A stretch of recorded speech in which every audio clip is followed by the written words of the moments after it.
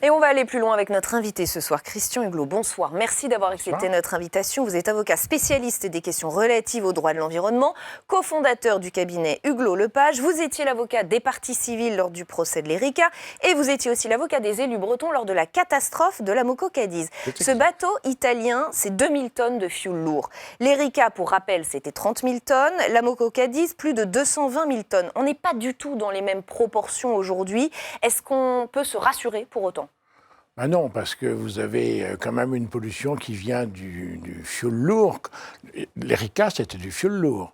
Le fait de l'Erika, c'est qu'il transportait des résidus de la fabrication de pétrole, ce qu'on appelle le bas de la colonne.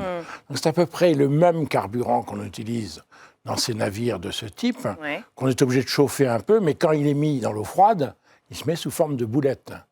Et donc, d'un certain côté, les boulettes, c'est plus facile à ramasser qu'un hydrocarbure léger comme la Moco Cadiz. La Moco Cadiz, c'était une roche brute, c'est du pétrole brut. Donc, ça veut dire qu'on ne peut pas parler de marée noire pour cette fois-là ? C'est une marée noire qui se profile ou pas ? La question se pose, les habitants se la posent. Écoutez, honnêtement, ça progresse de 30 à 40 km par jour. Le plan Polmar est déclenché à juste titre. Je pense que le CEDRE, qui s'occupe de ce genre d'opération, a quand même une certaine expérience, va envoyer effectivement en avant des navires qui sont capables de ramasser. On ne peut pas mettre de barrage, ça ne sert à rien. Mais si ça atteint les côtes, ça l'atteindra partiellement. À mon avis, ce n'est pas la grande marée noire. Il y aura des plaques, il y aura des endroits déterminés, et on sera obligé de ramasser. Et l'atteindre partiellement, justement, très concrètement, qu'est-ce que ça veut dire pour les habitants de Gironde ou de Charente-Maritime ? Ouais, comment dirais-je... Vous connaissez bien le sujet, oui, ben, c'est pas drôle, parce que tout le monde est obligé de s'y mettre. En général, la population est très mobilisée. C'est très mauvais pour le littoral et pour ce qu'on appelle l'estran, parce qu'effectivement, l'estran, c'est là où se fait la vie. Et quand vous avez des boulettes de pétrole qui viennent dessus, ça tue la vie biologique, si vous voulez.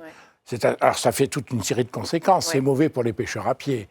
J'espère que les parcs ostréicoles seront épargnés.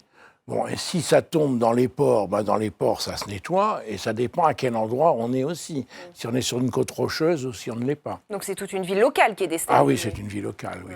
Qui va être mobilisée incontestablement. On peut le souhaiter. Moi, je souhaite que non. Enfin, on va voir qu'est-ce qu'on peut faire dans une mer qui est quand même assez agitée.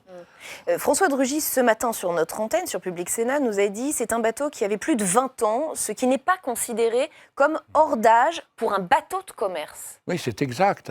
C'est pas hors d'âge, c'est un bateau qui se porte bien, mais il y a quand même, dans la chronologie des faits, il y a quand même des choses étonnantes. Lesquelles ? Premièrement, premièrement, vous avez le feu qui a commencé dans les containers. Donc, juridiquement, d'ailleurs, comment se fait-il que des containers ont pris feu ? C'est une responsabilité du chargeur. Bon, ils n'ont pas réussi à la maîtriser, mais ils ont fait semblant de croire, de nous dire que tout ça a été maîtrisé, mais c'est reparti dimanche. Et au lieu de s'arrêter, ils ont continué. Il y a un certain nombre de négligences dans la gestion de la catastrophe. Et c'est nous, les Français, qui avons amené des bateaux sur place pour essayer d'arrêter l'opération. Donc, passez-moi l'expression, c'était un peu panicade générale, comme on dit en italien, n'est-ce pas ? Et là, de ce côté-là, il n'y a pas un comportement maritime qui me paraît adéquat. D'autres zones d'ombre ? Moi, ce qui me gêne beaucoup, d'abord, vous avez 2200 voitures, d'après ce que j'ai compris, lors de 2000 voitures. Ce qui me gêne, c'est les 70 containers qui comprenaient des produits toxiques. Alors, je vais être précise, ils sont à 2000 ou 3000. 100 tonnes de bidons d'acide chlorhydrique et 70 tonnes d'acide sulfurique. Alors, c'est très embêtant, ces parties-là, parce qu'en général, c'est de la chimie, mais l'acide sulfurique permet, la pénétration de la pollution dans le vivant. Ça sert de catalyseur, pour parler français. Donc, alors, si c'est descendu à 3000 ou 4000 mètres, c'est moins dangereux, mais si ça s'est dilué pendant le voyage du bas, c'est une autre question. Ça peut faire une petite tache de pollution, si j'ose dire, pour une atteinte à la biologie. Mais de toute façon, on a une nouvelle loi sur l'environnement qui s'appelle la loi sur la réparation du dommage écologique, qui a été votée le 8 août 2016, la loi sur la reconquête de la biodiversité. Et maintenant, on a des instruments juridiques pour obliger effectivement des opérations de remise en état. Ce seraient des opérations de remise en état du littoral. Il y a une loi qui est très bien faite. Le problème qui se pose, c'est qu'il faudrait que la loi soit appliquée par des associations et par l'État français qui en prendraient la charge, mais les vraies victimes seront obligées de faire un procès à côté. Parce que la loi sur le dommage écologique, c'est réparer le dommage de tout le monde. Donc vous êtes acteur bénévole, vous êtes une association, je dis je veux que la loi s'applique. Seulement si vous êtes des ostréiculteurs, des marins-pêcheurs, vous devez joindre les deux actions. Il faut faire deux actions différentes.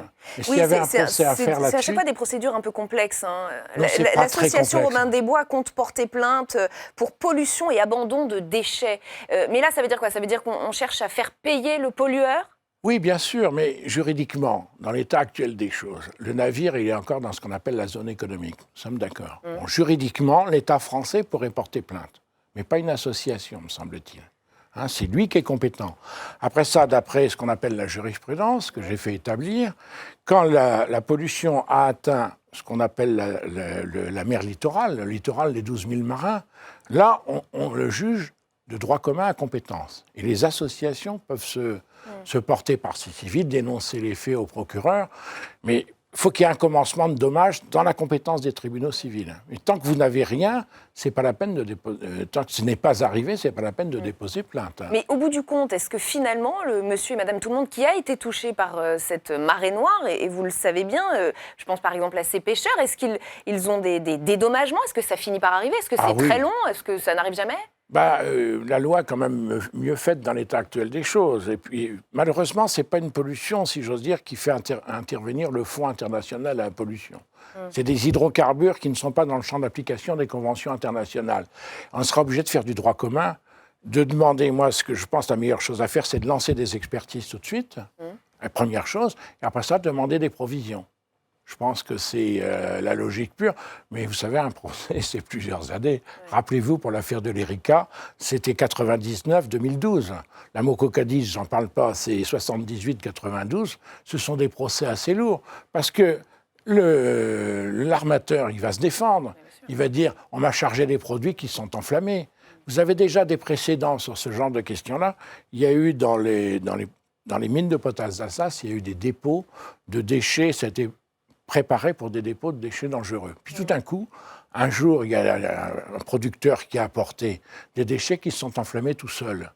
Et donc, ce n'est pas seulement la mine qui est responsable, celui qui garde les déchets en question qui s'enflamment, mais c'est celui qui les a produits aussi.